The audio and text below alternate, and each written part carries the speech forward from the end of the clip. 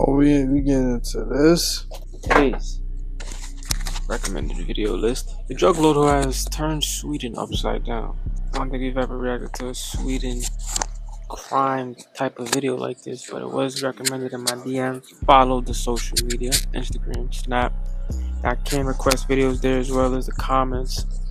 Go check out the other channels, Twitch. See what this even. What a time to be alive. Yeah. Is one of Europe's wealthiest nations and was one of Europe's most peaceful nations. I emphasize was because times have changed drastically. As of late, Sweden has fallen to an unprecedented wave of violence. Over the entirety of 2022, there were 391 shootings recorded, and 2023 was not any different. Comment down below if you're The from month Sweden. of September 2023 alone saw 11 people become the victim of a fatal shooting. Sweden's Prime Minister has asked the military to step in as he is seeing no other option to bring back peace to his country. The cause of this all?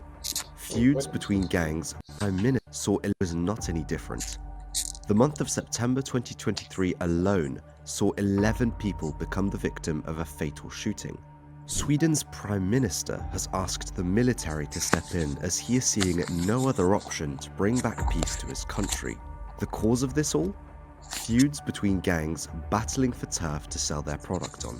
And these aren't your usual gangs of men. These gangs recruit young boys in their teens, some as young as 13 years old, to carry out hits and grenade attacks. One man in particular has a strong hand in what is happening in Sweden right now, making him one of the most wanted men in Sweden.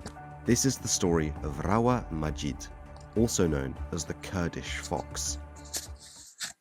Rawa Majid was born on the 12th of July 1986 in Iran to Iraqi parents. His parents fled as the Iran-Iraqi feud was getting heated. At just a few months old, Rawa arrived in a city named Uppsala together with his family. Uppsala is a smaller city about 70 kilometers from Stockholm, the capital of Sweden. Despite his father slowly disappearing out of the picture, Rawa did well in school as a kid. In secondary school, he excelled in classes that had anything to do with business. After finishing his secondary school, he had his own kiosks in Uppsala where he sold food, phone cards, and gold. However, his career in crime did not start long after. In 2010, he was sentenced to 8 years and 6 months in prison for several drug offences. This included handling coke he imported from the Netherlands. In February 2015, he was allowed early release on parole. He bought his own ice cream parlor in Uppsala, which was a good business move. Was he getting out of jail Not because there were into long that lines bag? outside the shop, but because he would go on to use it for money laundering. Rawa's freedom was short-lived though. Just 3 months after his release, he violated his probation rules and was jailed once more.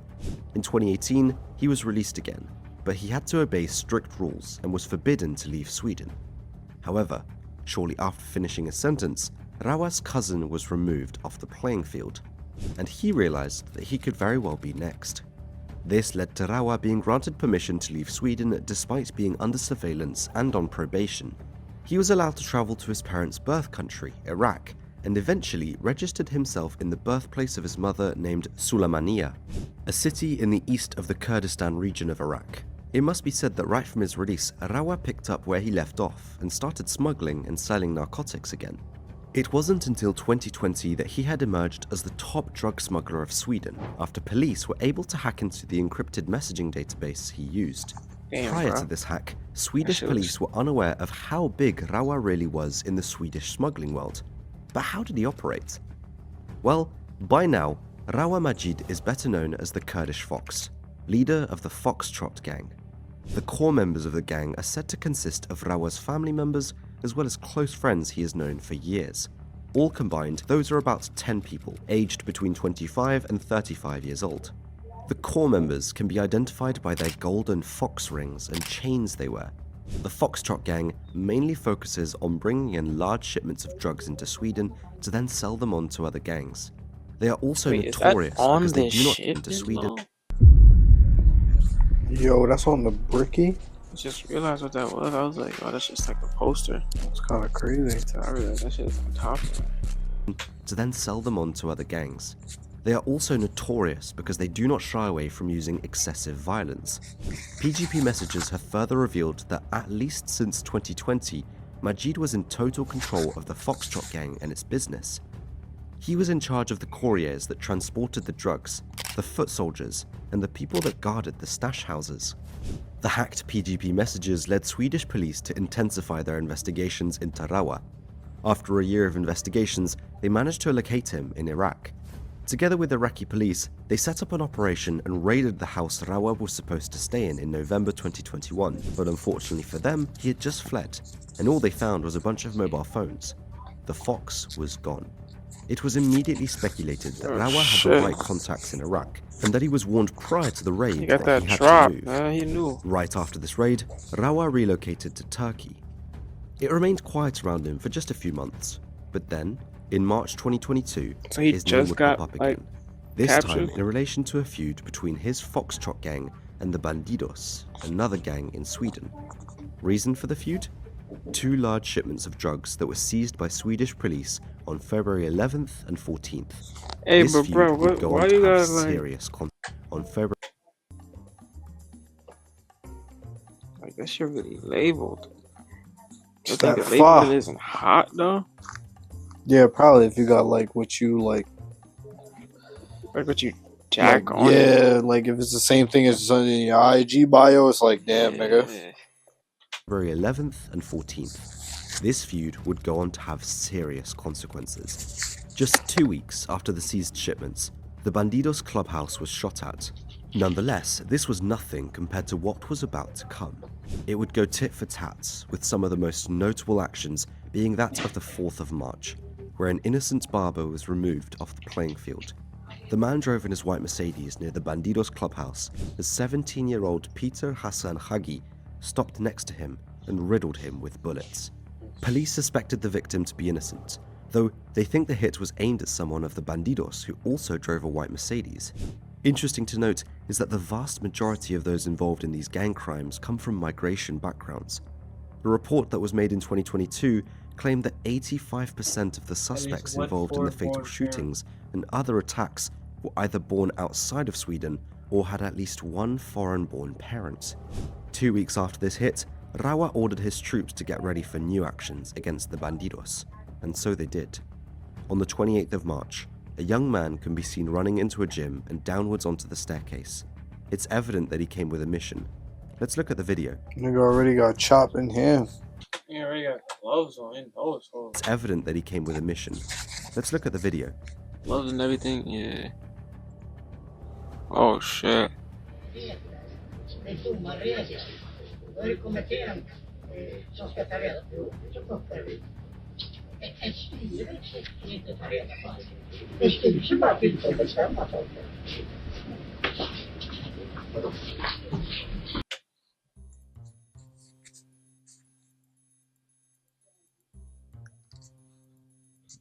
Wait, what in the fuck? I know when the boys saw this, they was like, wait, hold on, what's going on here? Either he like thought someone was gonna say something to him, like, but I feel like he could have just walked in and just walked straight to the back. Like, I was like, if that was the, because it wasn't like he came to hold up the store. It's like he already got the drop on. He's downstairs. Yeah, He just ran to the back. But he up chop for like no reason on niggas. Like, I was like, yeah, downstairs.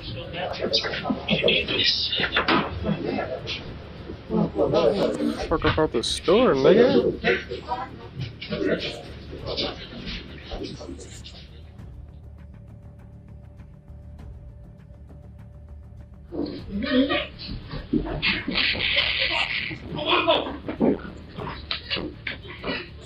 I mean, I don't know what you expected. Did they not see him up chop?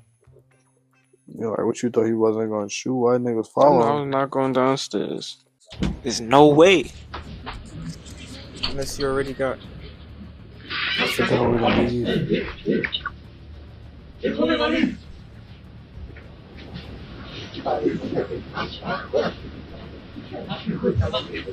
So who's that? The young man could be seen going downstairs into the gym area. Here is where he struck someone, and you can see bystanders running up the stairs in total panic.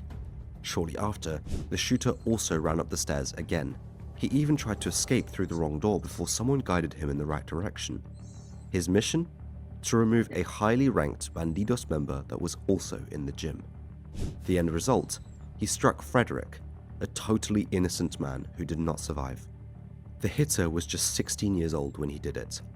While all this was happening, Rawa himself remained at bay in Turkey. However, he would get in serious trouble himself too. In April 2022, Ali Eren was doing his job as a gardener in the Turkish city of Marmaris when he came across a pouch that someone had left behind. Upon opening it, Ali found bundles of cash stuffed inside the pouch. Despite making a meager salary as a gardener, Ali did not take this chance to pocket the money for himself. No, he decided to inform the police. At the station, they had counted multiple currencies with over $12,000 in total value. After checking the security cameras located near the park, police managed to identify a man called Miran Otaman.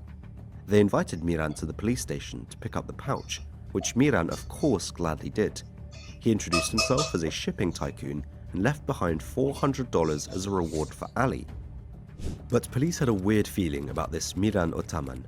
They decided to run his ID through all their databases and discovered that this was not Miran Otaman. This was an internationally wanted man. A man that had an Interpol red notice out for him. The man who they had in front of them was actually fugitive Rawa Majid, not Miran Otaman. After further investigation, Turkish police raided Rawa's villa, where they found unlicensed weapons, large sums of cash, and luxury items such as designer clothes, watches, and more. He had rented the villa with the same fake passport. During his first questioning, Rawa said that he was surprised that he got caught. I had a very high quality and well-designed fake passport. I never thought I would get arrested when I went to that police station.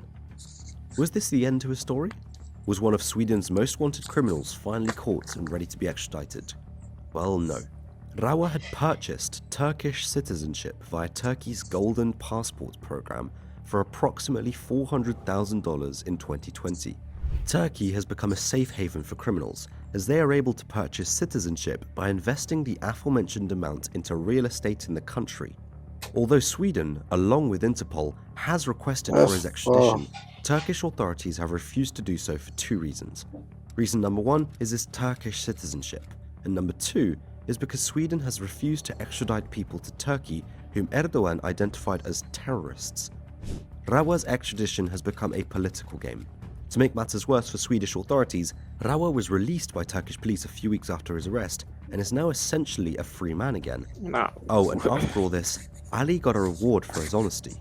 Keeping the pouch might have been a better option afterwards.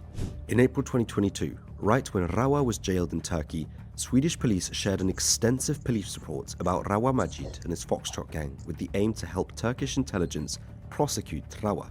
Information such as their suspected locations, pictures of them and what they are being accused of, and more evidence. It was part of Operation Yılan. The report was labelled highly confidential and was only allowed to be read by certain police officials. Little did they know was that the document was leaked back to Rawa and his associates. Late in 2022, they arrested a suspect of the Bridge Network, another Swedish gang. Upon further investigation, they found a silver let me just get this straight. He's just been ducking Feuds this whole time and somehow got out that jam. Cause he bought his citizenship. You can't deport me if I'm a citizen here.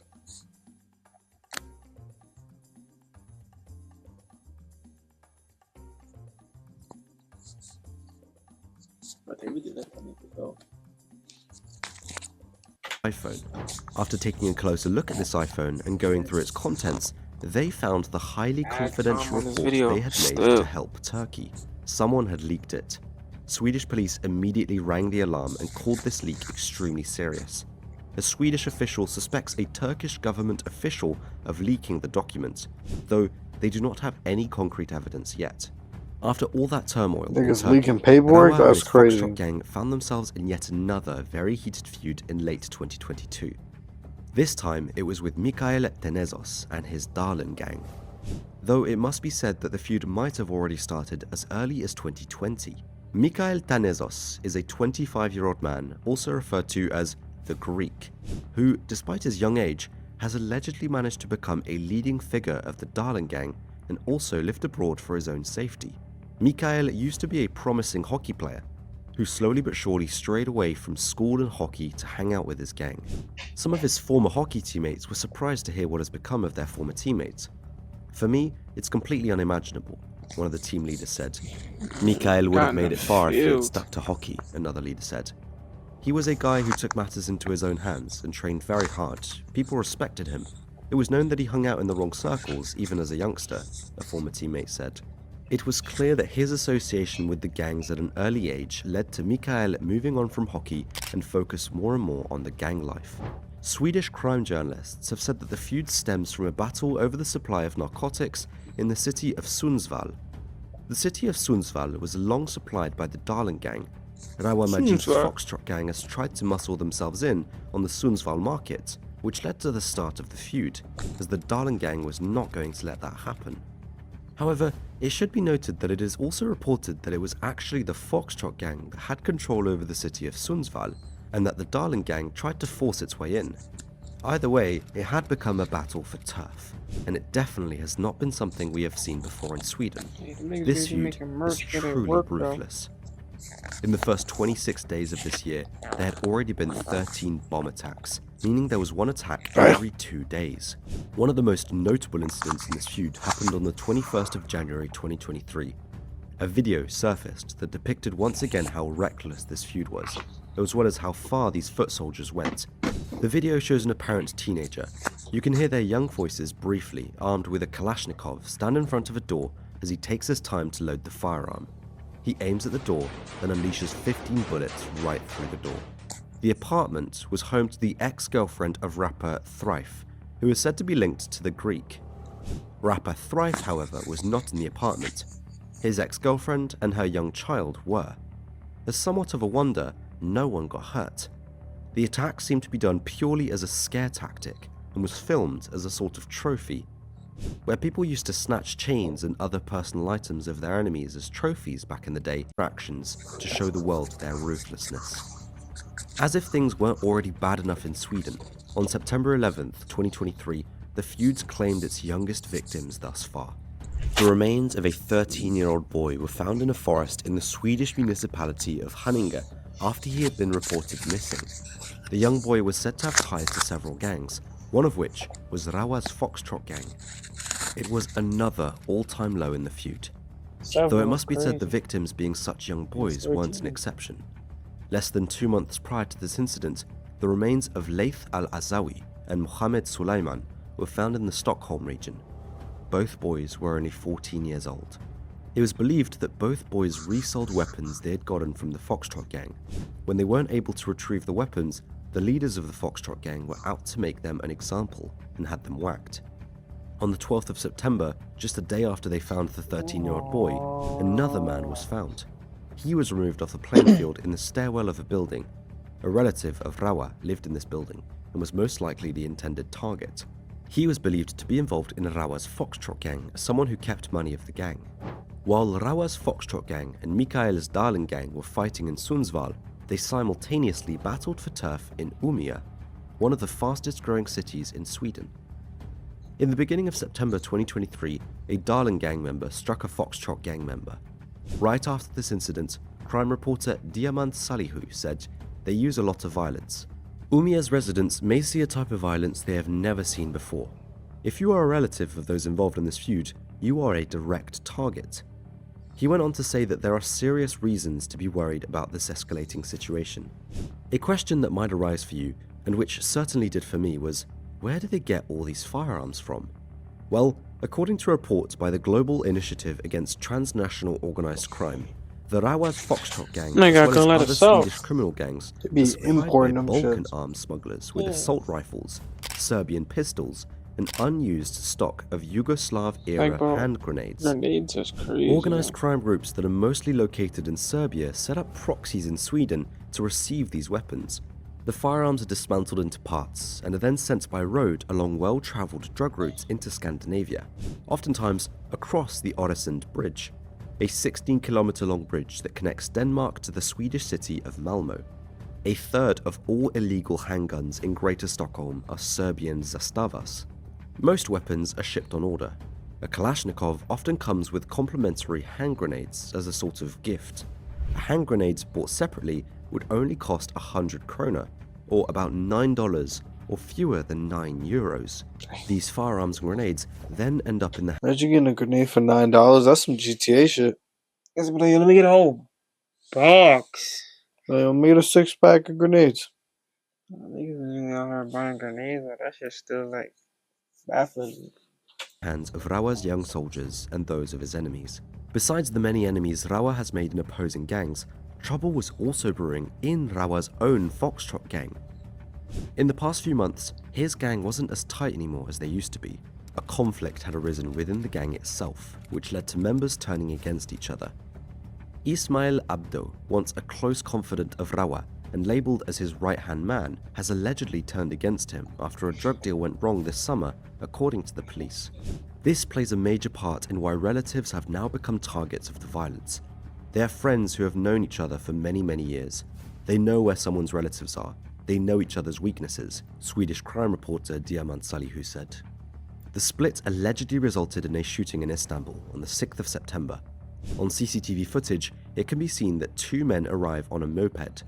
One of them hops off and fires several shots towards 5 people. These 5 people in turn fired back. No one was seriously injured. As immediate revenge for this shooting, the 60-year-old mother of Ismail Abdo was removed off the playing field just a day later. Though we have seen a lot of unprecedented lows already, this is a good depiction of how ruthless Rawa and his gang were. Not even someone's mother was safe. Just 4 days later, there was another shooting. This time, it was aimed at Rawa's mother-in-law. A man repeatedly knocked on her door, however, she did not open. After a few minutes, the man shot her apartment and fled. Had she opened that door, she most likely would have not survived. Then, 2 days after that shooting, a man was removed off the playing field. Upon further investigation, it was determined that the man Mogos Emanuel did not have any connection to the conflict and was at the wrong place at the wrong time. The intended target was a family member of Rawa. The split of the Foxtrot gang will most likely change the criminal landscape as new groups will form and new alliances will be made. Police Chef Mats Baki even went as far to say that the Foxtrot gang does not even exist anymore after the split, as well as that Rawa Majid is not as strong anymore as he used to be due to his allies leaving him, being jailed or 6 foot deep. As for now, Swedish police are keeping a very close eye on the situation, hoping to gather valuable intelligence and potentially even use the tumult as an opportunity to sneak in and dismantle entire gangs, or at least arrest key figures. On the 28th of September 2023, Swedish Prime Minister Ulf Kristersson said that he had summoned the head of the military to discuss how the armed forces could help police deal with the unprecedented wave of violence that has the country in a chokehold, with almost daily shootings and bombings. Getting the military involved in crime fighting is something highly unusual. It truly emphasizes how serious the problem in Sweden is. Sweden has never seen anything like this before, Kristersson said in a televised speech to the nation.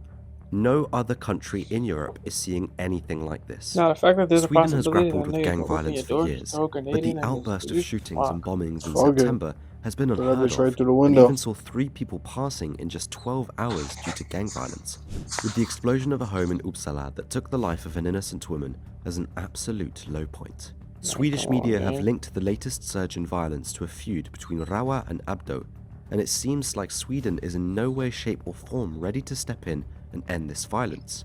Swedish laws aren't designed for gang wars and child soldiers, Kristersson said.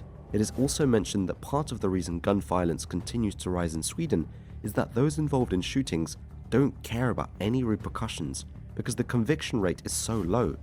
In more than 2/3 of the shootings, no one is arrested and only a 1/5 of gang-related gun homicides are solved. So at the time of writing this, Sweden is left to battle a problem that only seems to get worse. Crazy. From the ongoing shootings throughout the country, to Rawa Majid remaining at large and out of the hands of Swedish authorities to young boys who are waiting in line to work for the gangs. For now, there does not seem to be a solution that would solve all this violence. It is expected that Rawa remains hidden somewhere in Turkey, and that young boys will keep on working for the gangs at the cost of their own future. Many more videos on this topic will follow. This was just the start. If you have enjoyed this video, please be sure to leave a like, a comment sharing. Informative video. You're telling them boys come get some money. Sweden was like that. I know Sweden had that problem right there. I ain't gonna lie. Yeah, I didn't know. That's not all over Sweden, man. That's just like with that specific area. And like Sweden was one of them places that I would visit. I would visit Sweden for sure. I feel like I want to visit Germany, but Germany might be racist. Oh yeah, they might. Why though, bro? Why? I heard Swedish women paying. What about German women? I heard they was fake paying too. Come on, man. I'm gonna get in there the European side. But yeah, I'm gonna see y'all. Follow social media. Get it on. Sir Sky. Caught you. GG bots.